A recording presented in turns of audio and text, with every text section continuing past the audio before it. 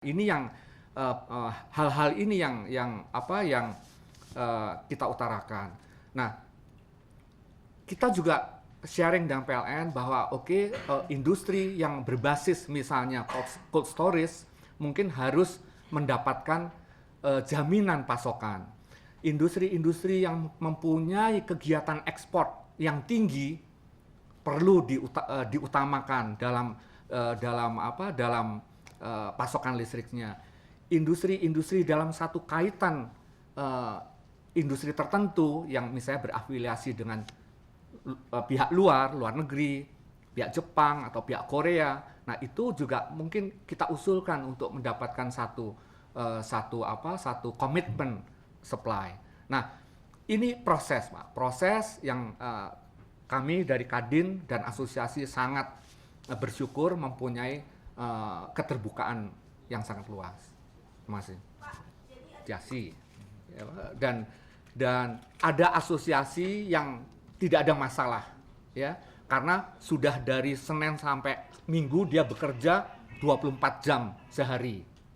Tapi ada asosiasi-asosiasi yang kalau digeser ke Sabtu Minggu akan sulit sekali. Nah, tiap asosiasi mempunyai kepekaan masing-masing, punya cost and benefit ratio-nya masing-masing, dan biarkan mereka menyikapi, ya. Dan pada saat ini kita juga secara prinsip kita memahami himbauan pemerintah, harapan pemerintah, tapi kami juga ingin mengimplementasikan himbauan itu secara baik, sukses, ya, dengan kerjasama para asosiasi.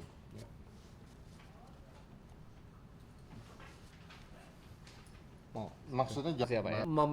Merubah jam kantor tidak, ya.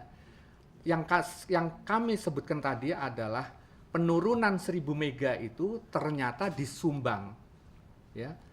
Kenapa hari Senin sampai Jumat ada 16.500 mega, Sabtu turun 1000 dan Minggu turun 2000. Ternyata menurut informasi dari PLN bahwa itu disumbang karena banyak perkantoran yang tidak memakai listrik, ya.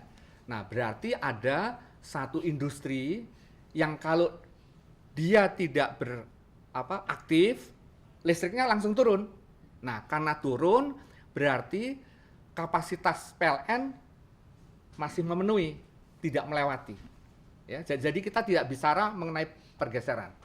Nah, kalau mau ngomong pergeseran waktu di industri ini, kita ambil contoh saja misalnya pabrik sepatu gitu, ya.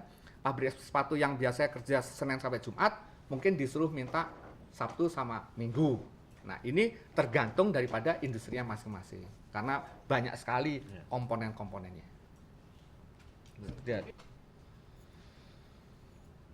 Ya, itu terimplisit di dalam SKB itu mungkin, ya. Karena katakanlah bisa menerima himbauan dari pemerintah itu, tentu mereka akan melakukan itu, ya. Tapi kalau mereka merasa susah, ya, karena sifatnya kan kalau SKB mungkin juga himbauan, ya, artinya sesuatu yang tidak bisa dipaksakan lah gitu. Pak, soal investasi tadi, Pak, nanti akan ada penundaan investasi, Pak. Ini jangka waktunya kira-kira kapan, Pak? Kemudian sebenarnya apa sih masalah investasi, ya? Masalah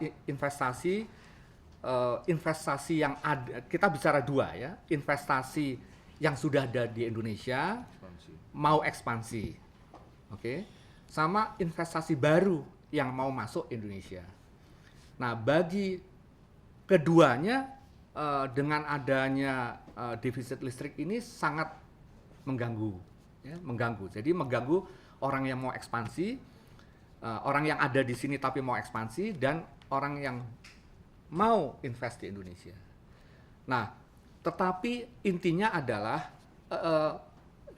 Indonesia diharapkan memberikan kepastian. Investasi adalah masalah kepastian. Kalau tidak bisa sekarang, kapan? Akhir 2009 atau 2010.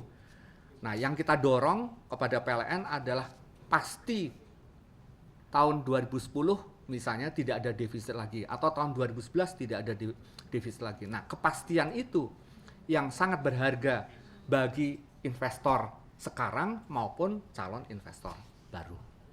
Ya, kepastian. Itu yang dijanjikan oleh PLN ya Pak, 2009-2010. Bukan dijanjikan. Ini adalah poin kita, poinnya Kadin yang kita minta kepada PLN, dan mungkin tidak PLN saja tapi juga ke pemerintah Indonesia, ya, bahwa pastikan kita mendapatkan gambaran memang bahwa tahun 2009 akhir akan ada beberapa PLTU yang masuk, yang baru ada 3 kalau nggak salah. 2010 akan masuk banyak lagi dari program 10.000 ya Pak Bakti. Kemudian apalagi tahun 2011 katanya akan stabil. Nah, ini yang kepastian ini yang diharapkan bagi dunia usaha. Nilainya Pak. Nilainya atau apa? Kita belum punya. Tapi sektor apa Pak? Main kira-kira 2010-2011. Nah, sehingga dengan keterbatasan ini mereka juga memikirkan apakah akan memiliki power plant sendiri. Nah, seperti itu yang kalau di industri hilir petrokimia itu sekarang mereka sudah mulai ekspansi, terutama untuk yang plastik ya, plastik produk itu sudah ekspansi. Tapi mereka ingin expand lebih banyak lagi, nggak ada pasokan listrik. Ingin memastikan aja Pak, yang tadi Bapak bilang ada 3 industri itu Pak, industri yang terkait dengan ekspor yang tinggi, terus food storage, terus yang kami mengharapkan yang Baru saya bisa tahu apakah isinya itu himbauan atau perintah gitu. Iya Pak. Kemarin tuh Saya belum lihat draftnya terus terang. Jadi belum lihat Pak. yang udah lihat Mas Didi. ya, silakan, Mas Didi. kalau saya tambahkan penjelasan Pak Baktiludin, memang SKB itu perintah, Wajib ya. ya Pak. Kata Wajib katanya ya, wajib. Dan karena itu wajib ada sanksinya. Sanksi. Ya. Oke. Kita memahami, sangat memahami, karena apa? Karena adanya keterbatasan pasokan listrik yang tadi ada minus sekian di hari ini dan plus sekian. Nah, ini akan digeser supaya menjadi lebih stabil. Kita memahami ya masalah itu. Nah, tinggal kita harus mensosialisasikan kepada kawan-kawan asosiasi. Pak, soal tunjangan lembur disebutkan nggak Pak di situ Pak? Kalau untuk pemindahan hari tanggal pengusaha nggak? Ada nggak? Otomatis kan susah Pak, pekerja disuruh masuk hari libur gitu. Gerakan anak-anak itu gampang sekali untuk dilakukan. Mendapatkan bentuknya perlawanan yang terjadi. Langkah dilakukan oleh kelompok muda itu mengalami keterbenturan.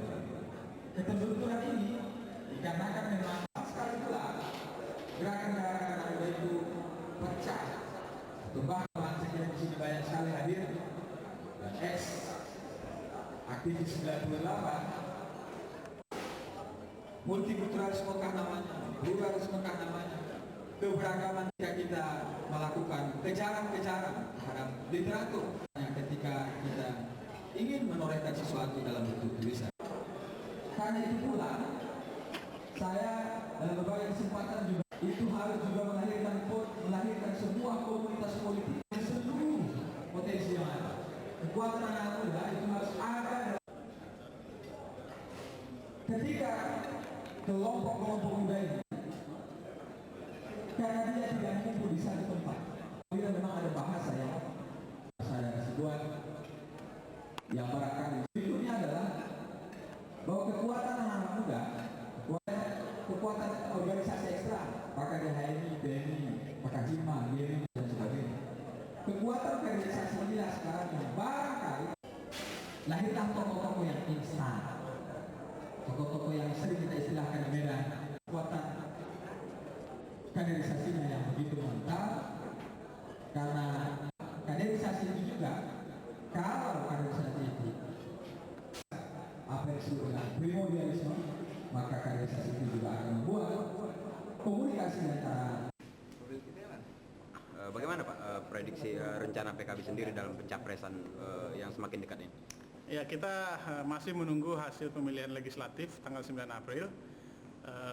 Pertama opsinya adalah kemungkinannya kalau kita berhasil menjaga soliditas konstituen kita 11 hingga 15%, maka kita akan menjadi bahagian dari pemerintah yang akan datang, ya. Atau justru kita tidak berada di pemerintah yang akan datang. Opsi yang kedua adalah kalau kita lebih dari 15 atau sampai dengan kita akan banyaknya dukungan PKB ini sebagai bahan untuk menyusun pemerintahan yang akan datang. Kalau kaitannya situasi sekarang, konstituen kita bagaimana? Mengingat ada imbauan dari Gus Dur yang memperkeruh. Kita berharap himbauan itu tidak signifikan mempengaruhi soliditas konstituen kita di bawah, ya. Dan faktanya terakhir kita bisa melihat bahwa konsolidasi yang dilakukan oleh para caleg PKB di grassroots jauh lebih signifikan dibanding kampanye negatif yang dilakukan oleh siapapun, ya. Menurut saya hari ini PKB itu mengalami kesulitan dengan banyaknya persepsi perbedaan pendapat. Konstituen kita tidak menginginkan itu. Konstituen PKB justru menginginkan keadaan stabil, keadaan tenang, sehingga kita mampu meningkatkan performa dan soliditas konstituen. Tadi sebelumnya di wawancara awal kita menyatakan kalau di bawah 15% mungkin kita mengarah ke Pak SBY sebagai figur terbaik yang ada. Bagaimana ini? Ya, kalau tahun 2009 ini ternyata kita sangat signifikan di atas 20%, maka kita punya posisi penting untuk menentukan siapa presiden yang akan datang. Kalau posisi kita di bawah 20%, maka kita akan mendorong pemimpin-pemimpin terbaik bangsa yang lain untuk menjadi presiden masa yang akan datang. Kalau nama calon sendiri dari PKB sendiri ada udah belum? Alternatif bisa Pak SBY, dan menurut saya Pak SBY masih cukup kuat. Kalau dari nama orang PKB sendiri, kader PKB sendiri? Calon dari PKB dari struktur ketua umum kita Pak Muhaimin adalah figur penting di PKB. Itu untuk menduduki capres atau cawapres? Ya kita lihat di pilpres di pemilihan legislatif tahun 2009 nih. Ya. Ya.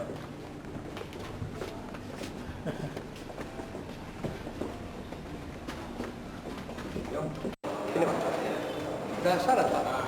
Saya jalan dulu. Udah Barusan selesai di apa? Fitro. Saya ketemu teman-teman partai dulu. Ya Pak ya.